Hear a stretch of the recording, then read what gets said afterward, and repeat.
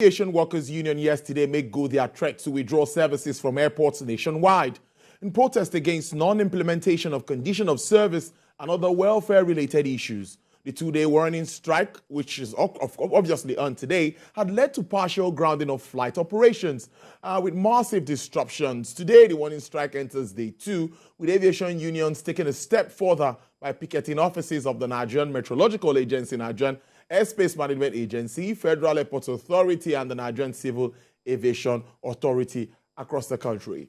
Joining me live in the studio to look at this is the Secretary General of the Association of Nigerian Aviation Professionals, Comrade Abdulrasaq Saidu. It's good to have you in the studio. Thank you so much for your time. Thank you for having me.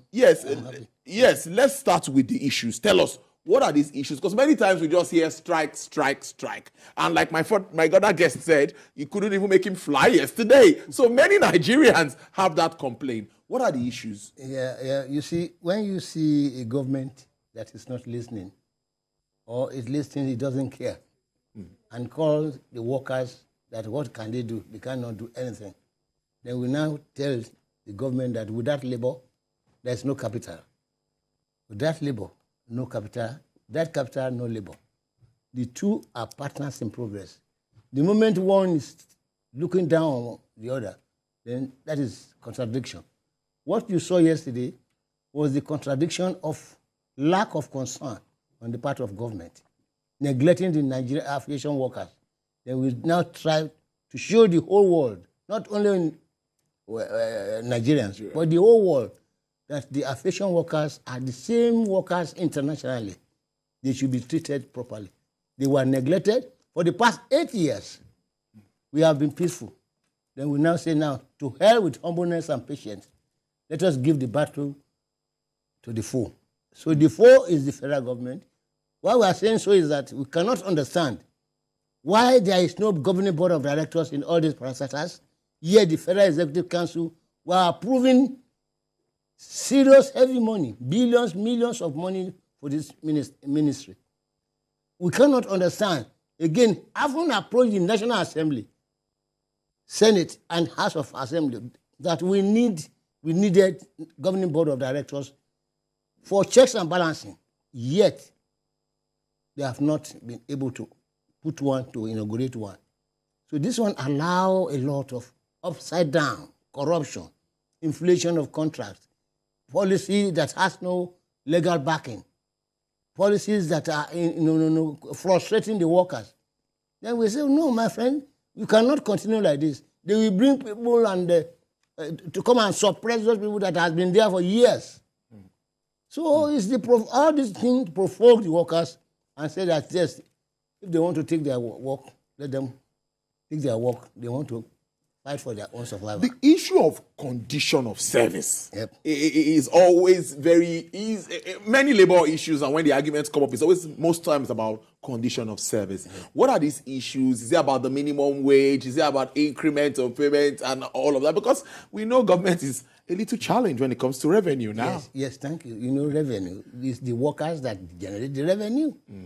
Okay. The condition of service comprise all incubation, comprise all, excluding salary structure. Okay? But this government or the employers, they technically, wickedly, knowingly jam the two together and send it to the Salary and Wages Commission. Whereas the terms and conditions of service is the responsibility of the governing board of directors of that parastatal, as established by the act that established those parastatals. Why did you refuse to inaugurate them so that they can function their responsibility as enshrined in the act? So we drag this into the National Assembly. They saw it. Then the minister now came up and said that there is interim board. What is interim board? Not known to the law. What is the composition of this interim board? They ask. The composition are only three per each parastatal. And here is the chairman of this parastatal, chairman, Tom Sek, and the chief executive, three of them, that are really approving running the parastatal, which is wrong. Then we now say they should tell us the yardstick that the Federal Executive Council were using before they will be approving such huge money to this man for this white elephant job. Like now, say he wanted to demolish everything, wanted to demolish FAN, NCA, NAMA, for Metropolis. What madness is that when at least it remains 1 month or less than 1 month for you to finish your tenure of office? He insisted, he was championing them, then again, he was moving people again. The second or third time, moving people in mass that they must employ them and they must pay them. Whereas you said you want to concession. Which one do you want us to follow? Again, I know in the midst of all those things, you are talking about concession, you are talking about national carrier, you are talking about Metropolis, just to confuse the issue. So, we are confused. We wanted a professional to lead the industry, like the minister, like the chief of executives of the parastatals, so that we could be able to move forward. President Muhammad Buhari listened, and they did this thing, not knowing that some of them, they have hidden agenda, particularly the Minister of Aviation. That's an allegation that you need to... Yes. And we are on television. Yes, so hidden we need agenda. to be careful with words like madness and all of that. I'm not talking about let's be a little bit... I don't talk of madness. I say hidden agenda. Yes, okay. Because we need to substantiate some of...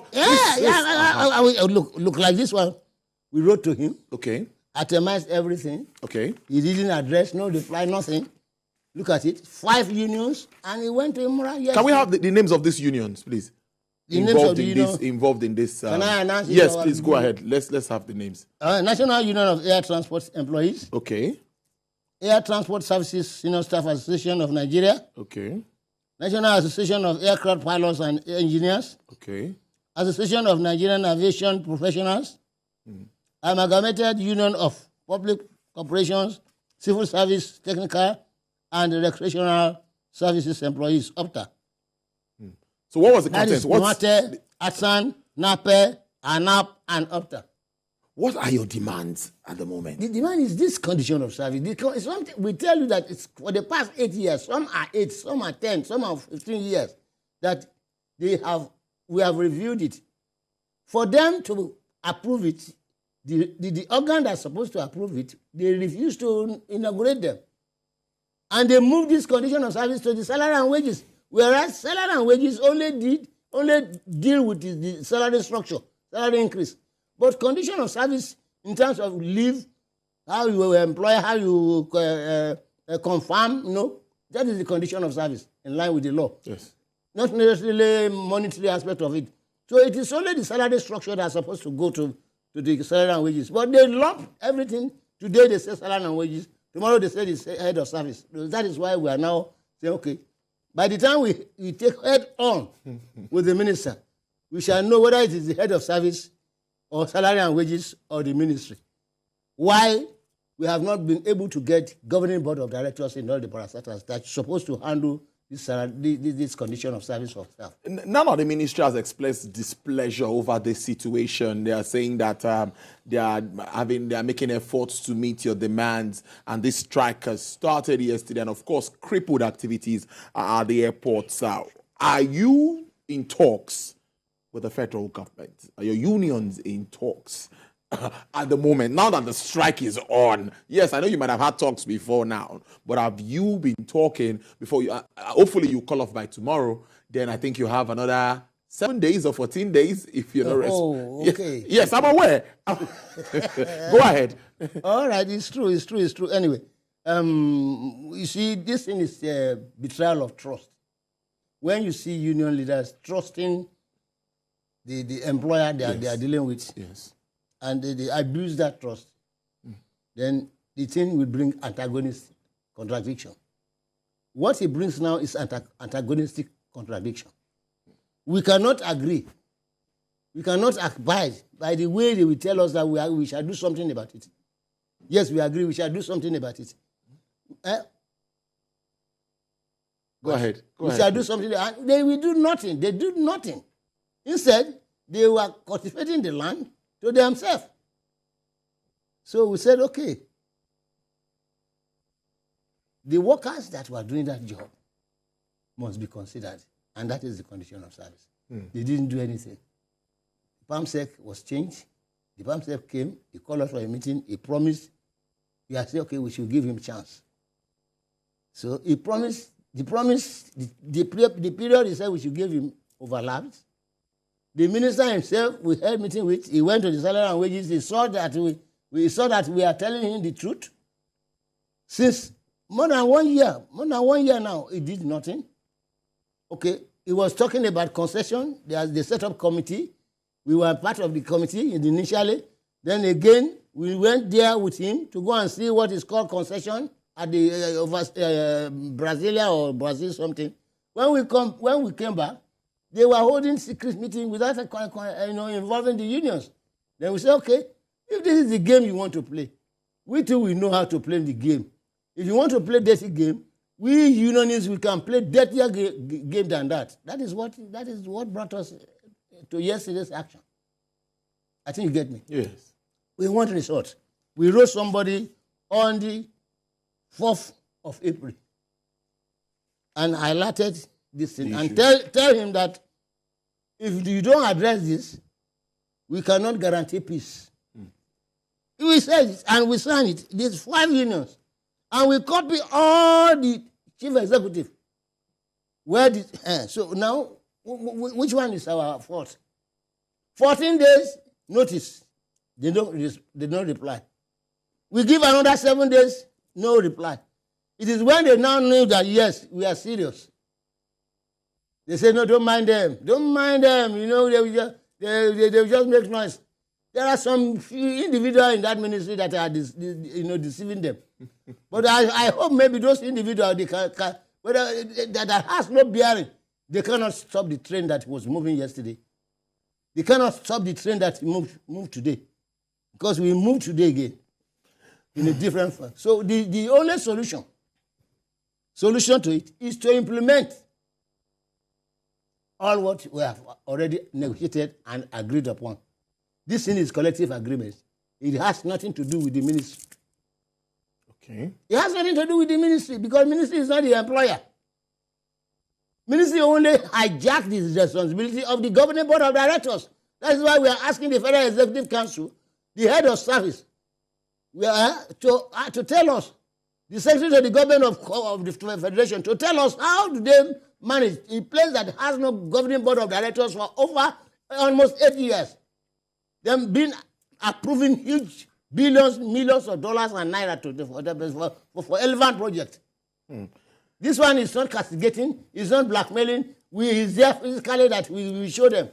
We told them, we confronted them at the opening hearing at the National Assembly. Why should they treat aviation workers like slaves?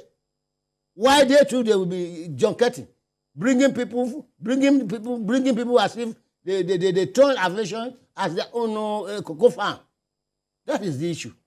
Now, for me, a lot of money would be lost here when we talk about airlines not, being able to move. Look at the pictures we have there. That was pictures yesterday, live pictures that we had yesterday at the airports and all of that. So I'm going to ask you that, what's the way forward? There needs to be, you both must sit on the table and agree on something. Let's wrap up on that note. Your demands and the way forward. Thank you. Anytime, any day, we are ready to discuss, but not to negotiate because there is nothing to negotiate. We have already negotiated and agreed peacefully ability to pay between the union and the management of these parastatals. It's only ministry that are prognosing, hijacking the job that doesn't belong to them for the reason best known to them. Otherwise, why have you not asked the minister to inaugurate the governing board of directors that is charged by Act to run these parastatals on a day-to-day basis? and not the ministry? That is our question. We want answers to that. We want answers to that. Yes, we want answers to that. We want, I'm very sorry to mention, Secretary to the Government of the Federation must give us answer to this. Yet they were approving heavy money for it. We want the Speaker of the House of Federal House of Assembly to tell us, to answer to us.